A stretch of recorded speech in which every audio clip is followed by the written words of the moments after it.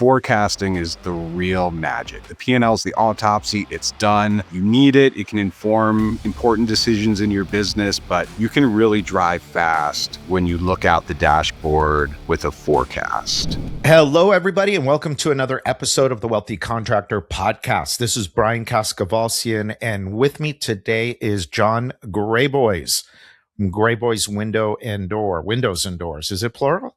Window and door. Window and door. One window, one door. That's what we're going to talk about today. They sold one window and one door for $18 million. It's a good year. How are you, my friend? I'm doing great. Everything's great. For the listener, Jon is a return guest. What you're doing is so much fun. It's so much fun. It's such a joy to watch people execute, implement things the way that they're supposed to be done in this business, get help, not be afraid to ask for help, and just execute.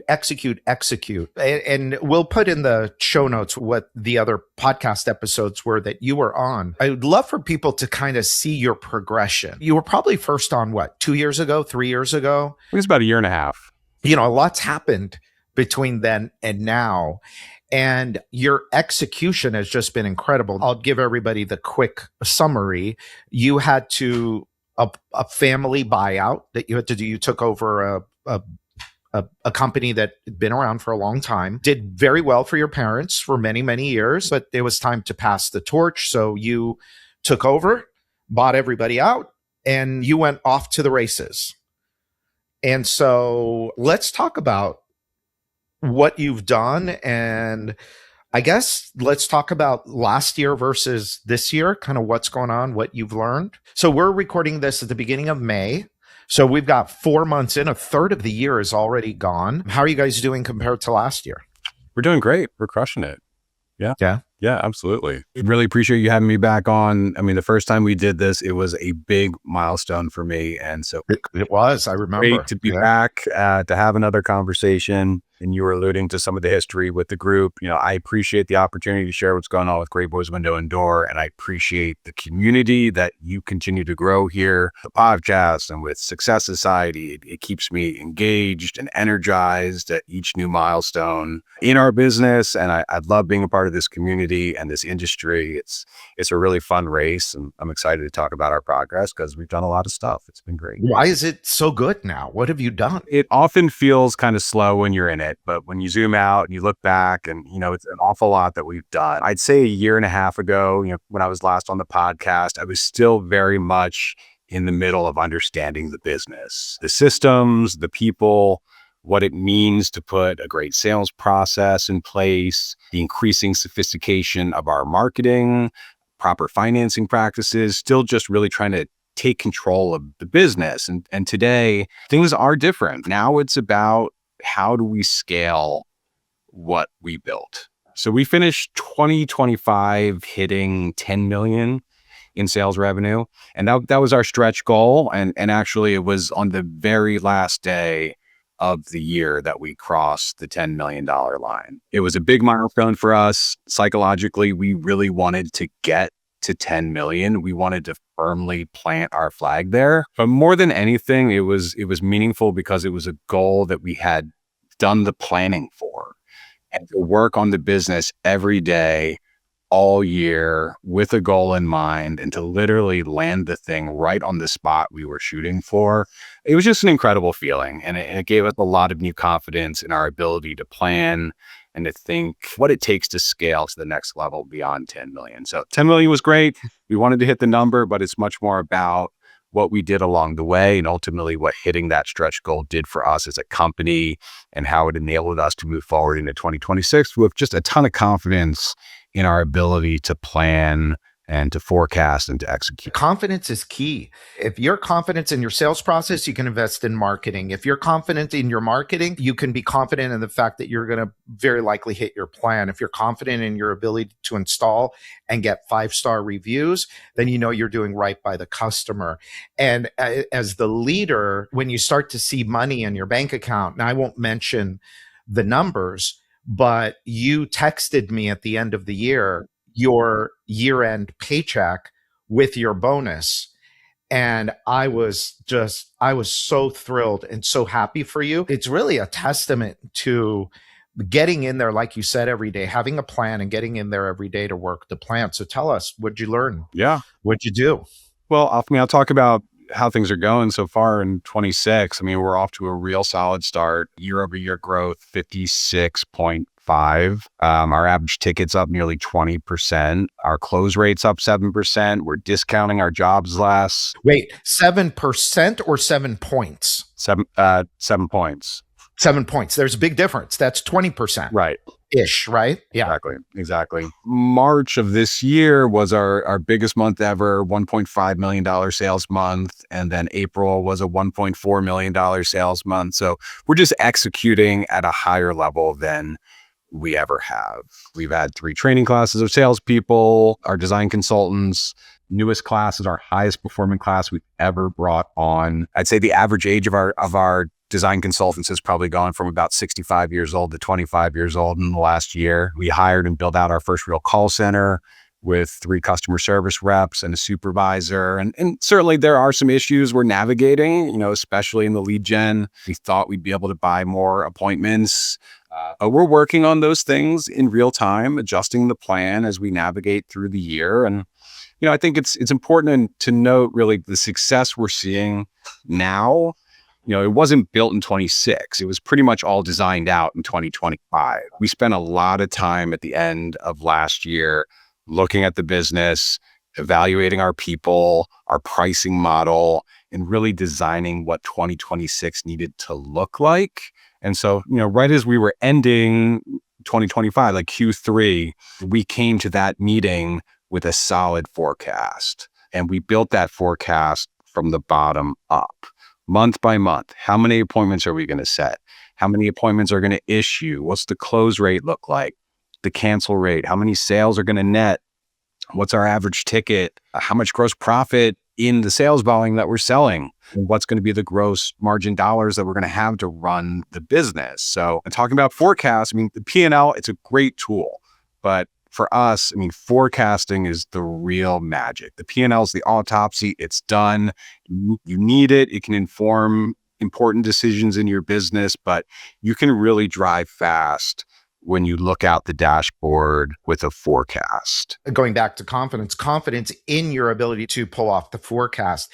And forecasting is really, it's one of the hardest things to do in business is to come up with a forecast and then to say, okay, your forecast was to grow by 50%, right? Mm-hmm. And so when you set something so big, and a lot of people do this, they're at 3 million and what are you going to do next year? 5 million. It's like, all right, great. What's your plan for it? Well, we're, just going to work harder and buy more leads.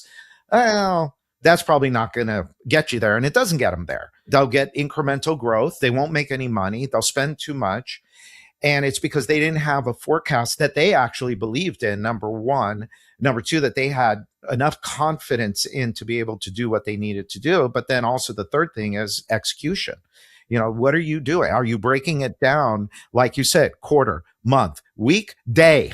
And if you don't have your numbers broken down that way and you're not tracking your KPIs every single day, that's just a recipe for disaster. I talked to a guy yesterday doing $1.8 million. He's in a specialty business and it's a horrible business that he's in. He can't tell me any of his numbers.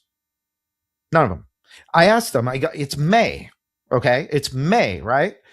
I asked them, how much money did you make last year on your 1.8 million? Well, I don't know. I haven't done my taxes yet. And I'm like, whoa, what? How could you be in business and not know your numbers? And part of the reason I'm saying this is behind you, I see an awful lot of numbers up on that board. What are those? Month by month. Yeah. And that's how we do it. To say more on forecasting, it starts from our lead gen, our appointment assumptions. How many total appointments do we think we can create? That's where it starts. And then we map that out as a sales forecast, and we look at the performance of each individual salesperson by month. How many issued appointments do they get? What's their expected close rate? How many of their jobs are going to cancel? What's their average ticket? And so we build our sales forecast at the sales rep level. Interesting. Okay. And from sales, we look at that and the sales revenue coming in and where it's going to land on the P&L, on the forecast, on the budget. It takes us 65 days on average to produce a job and realize that revenue. So this allows us to understand, our cash position at different times. The P&L forecast also has all the marketing spend by source. We build that into the budget, hiring, recruiting costs. Like our events department is going to come online in September, and those costs start to come online in July. You know what's going to happen month by month and where you should be month by month. Mm-hmm. What else? Well, we've spent a lot of effort on our leadership team and getting the performance comp tied to the key drivers in the business. My leadership team is all on quarterly performance bonuses at this point, pretty much all based on gross profit dollars. So when the company has more dollars to operate, they get compensated more significantly. But if we have to spend more in marketing to hit sales goals, to hit appointment goals, then there's less gross profit to pay out those bonuses. So when the company wins, everybody wins. Have they ever not hit their targets?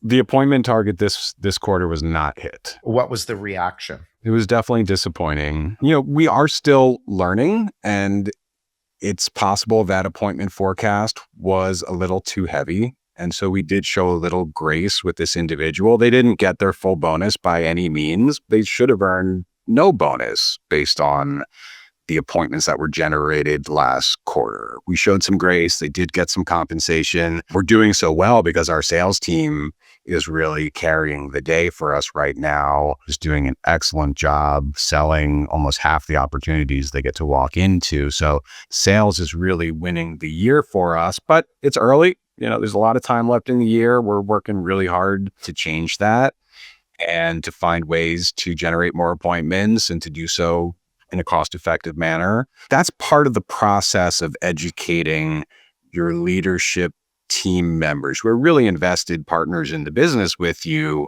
about how the business really works. And we've built out these amazing tools. They're like HTML based, so they're these web tools, and they're private to the company. But my team can access it anywhere. And every month we update our company's actual performance. And in real time, my managers, my call center manager, production, sales manager, they can toggle these dials on the web page for the key drivers in the business. Well, what if we close X% more? What if we discount less? What if we set more appointments than the forecast? What does that do for the company forecast? And ultimately, what does that do for my compensation? So it helps tell us, as the ones operating the business, what we need to pay attention to, what variables in the business have the most impact for gross profit. And we find that people perform better when they see how they win. I love that. Tell me more about that. So where is that data coming from? It's all coming from our CRM. The CRM. CRM Okay. is the source of truth of what's going on in the company, that and our QuickBooks for the actuals. But that information and using AI available tools that we've started to develop, where our business model is input into these AI tools, where we basically just bring certain reports out of our CRM. We import them into the AI that we built these modules for, and it updates what's actually going on in the company in real time. And so it's like a dashboard. It'd be inside of an airplane cockpit or an amplifier for music. It's got little dials on it. You can play around with the key metrics in the business and see what the impact really is when we make incremental improvements in certain areas of how we are running the business. I want to understand this. So I'm pulling the data out of the CRM. So that is stuff that has happened already. Mm-hmm.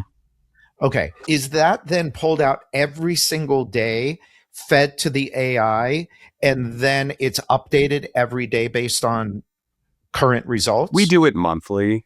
Daily is a little much, but I'd say it's overlaying the information over the forecast. So it's overlaying it over the forecast. So if, for example, this month or any given month, we say, okay, our close rate, we had 35% as our close rate, our target forecast close rate. We came in at 35. Let's say we hit it. Maybe we were a little bit shy on appointments. So what you're saying is there's a little dial next to the appointment thing where I can turn that dial a little bit and say, well, instead of getting 100 appointments, what if we got 110 appointments? What would have happened based on this close rate? Exactly. I see. So then it really helps you identify pretty quickly what the constraint is, if you will. Yeah, I mean, it shows you where you can make up for other variables in your business where maybe you're not doing so great.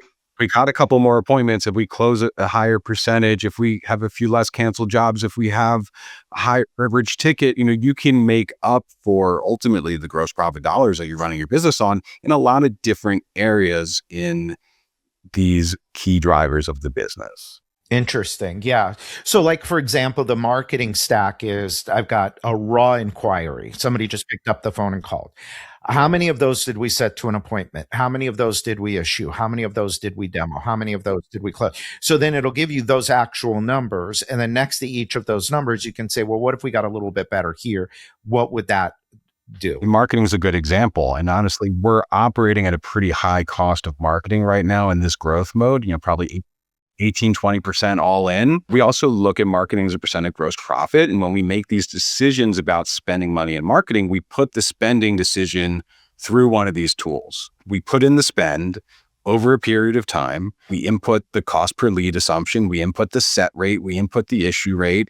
And then it takes all of that spend through the conversion funnel that we understand in the business. Okay, well, what's the demo rate, the close rate, the rescission rate, the net sale, which ultimately tells you the total contribution amount from that spend.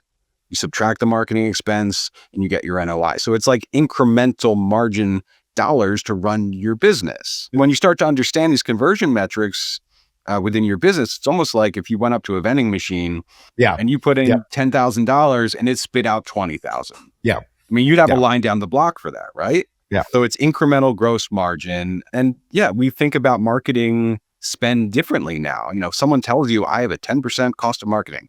Okay, great. But what if you didn't have enough gross profit margin in what you sold? It's incomplete information in terms of true profitability. This is great stuff. So you're looking at this. So you guys are meeting every month and you're reviewing all of these metrics and you're identifying constraints and saying, okay, we got to work on this. We got to work on that. Constantly. That's what it's all about. I mean, every day there's something new to look at. Yesterday it was one thing. Today it might be something completely different. And as you just keep chipping away at these things and getting better and better, the business starts to operate better and better. That's where we're at. I mean, our perspective is entirely forward looking. This driving through the dashboard of the car analogy. I mean, we're building the company. We're trying to make turns and adjustments to stay on plan, thinking about what it takes to go from just a good business to something that's great and something that can scale. And we've got really big goals. I mean, as a team, we set a 10-year moonshot for 10 years, $100 million. We want to get to 50 million before the end of the decade. And it's hard and it's big growth and it's a crazy goal. And it's pretty much the biggest thing we can think of today, but we get there with people and with process and with planning. And it's so much too about foundation. A lot of people will grow their business. And this is one thing I think I remember us talking about in the last conversation, because I actually mentioned it in the new book. The 10 million was your stretch goal, but you weren't so focused on the 10 as much as you were about, let's get this foundation in place. Let's get our profitability right. And then from there, then we can start to grow, but rapidly. 50% growth is huge. I mean, most companies at 15 to 20%, that's good, manageable growth. 50%, you really got to have your shit together to be able to grow 50% without the wheels coming off. And I don't think we talk about that enough in this industry because everybody's chasing revenue. Well, this year we did 10. Next year, we're going to do 15. We're going to do 20. But if your 10 is inefficient, if it's not profitable, then going to 20 is not going to magically fix things. All it's going to do is it's going to bring more headaches, more chaos, more liability. And all for what? All for what? Are you going to make more money? And I'm glad that you guys hit your $10 million mark last year, but at 8 million, you were still going to make a boatload of money. And that's part of operating on a daily basis and make these decisions in real time with the information that you have. Because yes, we're shooting for 17.6 million this year on the forecast. And if circumstances don't lend itself to us to meet that goal, ultimately we'll take some other turns to make sure we're still profitable along the way there. One other thing that you did last year, and I think there's a correlation. Okay. I hope you don't mind me bringing this up, but you and we had our July intensive in Southern California last year, and you and I met for lunch before the intensive. And when you walked up, I didn't even recognize you. You went from chubby, let's say, to lean. I'm like, whoa, wait a minute. What the hell happened? And you look great. What was that all about? And was it related to what you were doing in the business? People have been telling me over the last year that, I've changed, and, I don't know if I've really changed. And if it did happen, it happened a lot longer ago than before people started seeing it and telling me. But people are telling you you've changed physically, or you've changed in the way you carry yourself and the way you speak, or something different? Both. I'm always working on myself. I'm always working on my business. Your business is a reflection of you in the world. And I want a business that is growing.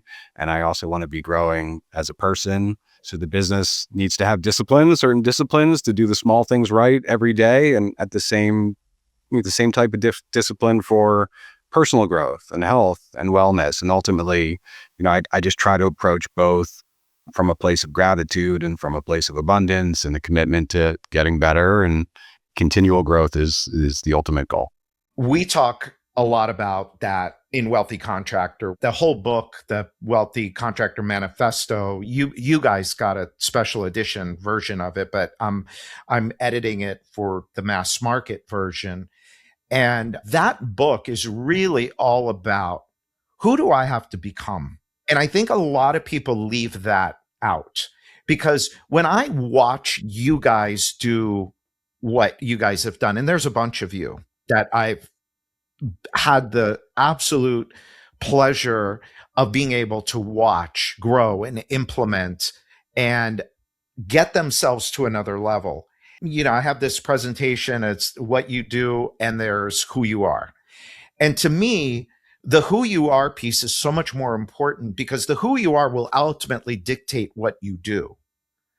And so when you say personal development, personal growth, can you talk a little bit more about what that looks like? Because that was the key, I think, to what you've done. Again, I can line up 24 people. I won't name all the names, but I can line up all these people, the O'Learys. I can line up all of these people. What happened when the shift started, it started with them, what they thought, what they believed. And a lot of people think, well, if I just get more leads, well, that's going to fix my business. Well, if we just get better at selling, that's going to make our business better. And that's not it. That's just part of it. It's who are you being in that process? So are you being disciplined? Are you studying the numbers? Are you understanding the correlation between raw inquiry, the cost of that inquiry, and then all that process that it has to go through before you get any money? So what are some of the things that you could say that were, aside from, the physical changes, how did you become a better leader of your business? It's mindset work. It's an inside job, right? Chuck Norris, he died recently, and I'm reading his obituary, and at first I was like, "Is this real?" Chuck Norris can't die. He's Chuck Norris. I know, really. Chuck Norris can't die. I thought the same thing. And one of his affirmations for leading a better life was, "I will develop myself to the maximum of my potential in all ways." And all any of us can do is to try to live up to our potential. In my perspective, that's maximum happiness. Work towards your personal potential. And I think as an owner, the business will only grow to the level that you grow. People who want to achieve their potential, those are the types of people we want working for us. The people, we need to find or we need to develop. I catch myself talking about this more and more, but it's the reality of it is, for me, is our philosophy at the Wealthy Contractor is tell me what your ideal life looks like. Tell me who you want to be. Then tell me, what is that life going to cost you? What is it going to cost? 300, 500, a million, 5 million? I don't care what the number is. What is it going to cost you to live that life?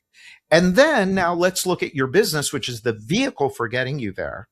And let's say, okay, here's where we are. Here's where we want to get to. There's a delta between the two. How do we bridge the delta? And it's a lot of understanding how the numbers work, first off, and then being able to execute on those process improvements that are going to get you to those numbers, that are then going to give you the confidence to be able to forecast, that are then going to give you the ability or the confidence to invest in what you need to invest in, and on and on and on. But it starts with us. It starts with us.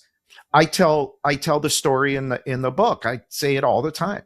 I went into business. I was 23 years old. It took me 25 years to finally become the person that could be who I am today, which is a smart businessman, somebody that gets it, somebody that's wealthy, somebody that doesn't worry about money, doesn't think about, whereas before I would always worry about money. I always thought about money. And it's not about the money. It's more about who we become in the process that then leads to the money. And it took me so long to get that. But when I finally got it, oh my God, it was like this, just like with you. I mean, in 18 months, what you've done in 18 months, people don't do in 20 years. And it's like, why? Well, because you worked on yourself too. You're a big Jim Rohn guy, and I love Jim Rohn. I have his audiobooks on constantly, and you all quote his line, become a millionaire because of what it'll make of you. Jim Rohn also says something to the effect of, make the decision to make the next 2 years of your life drastically different than the last 2 years. Yeah.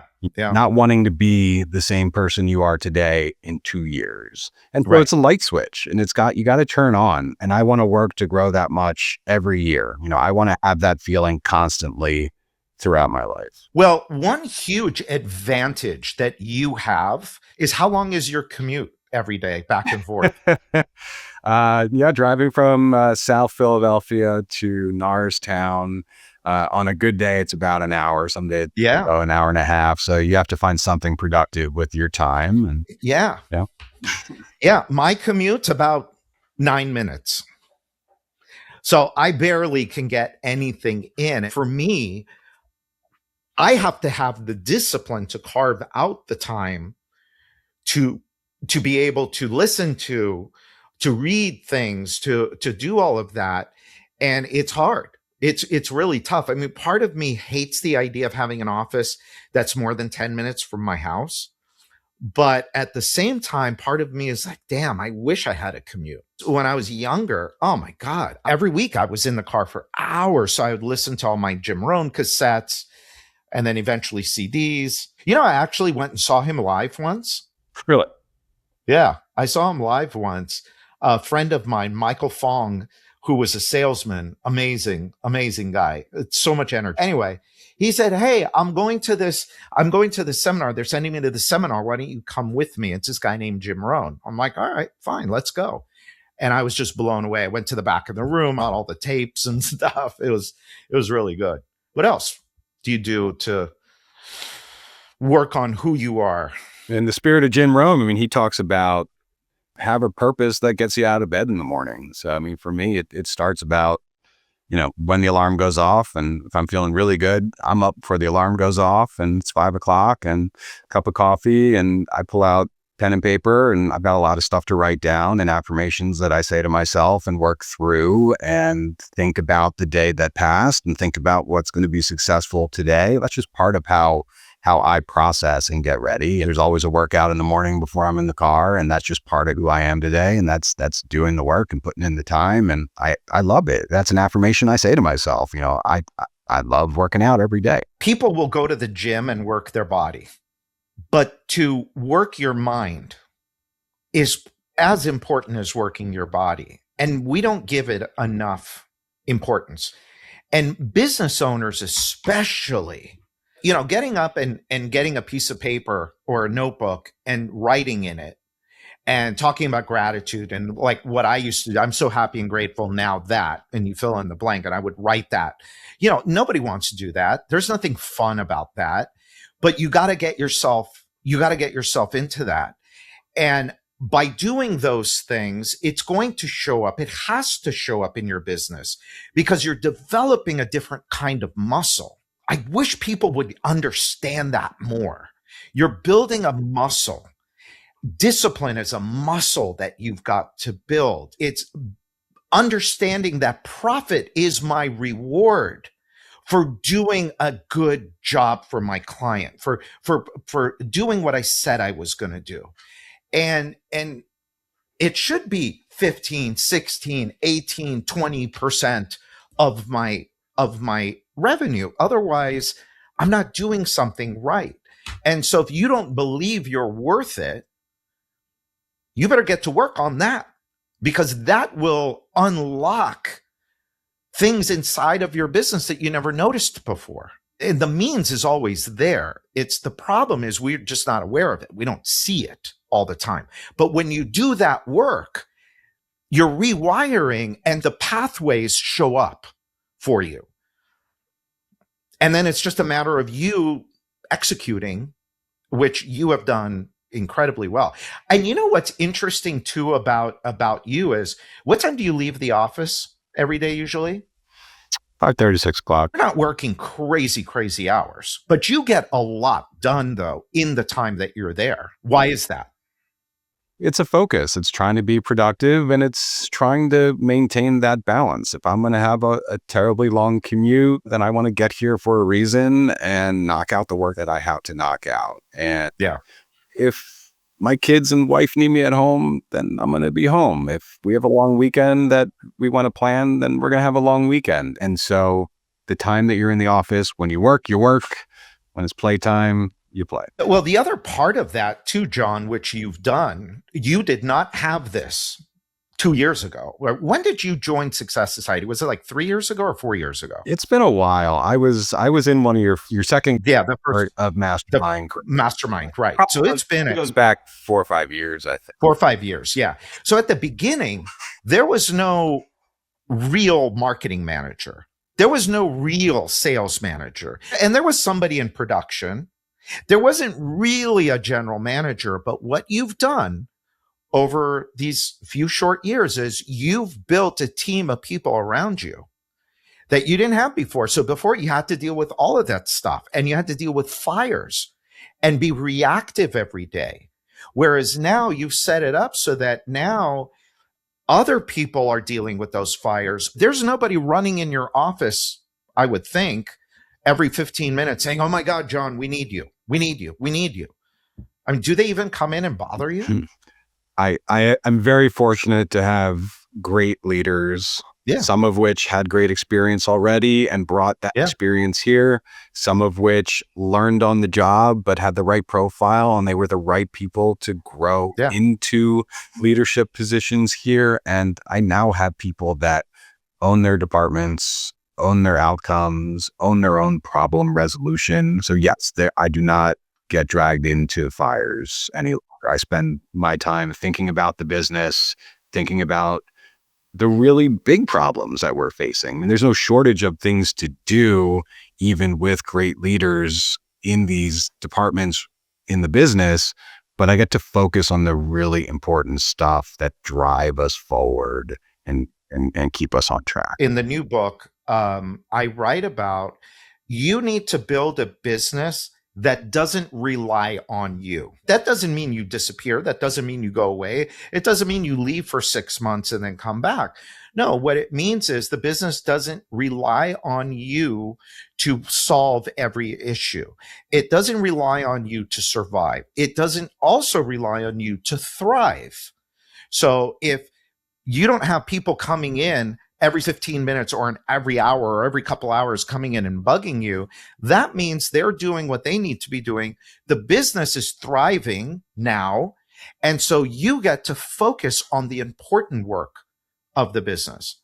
Because if you can't set that up and you want to grow and you want to scale, it's going to be very difficult to do that if you're still a fireman, if the business still revolves around you.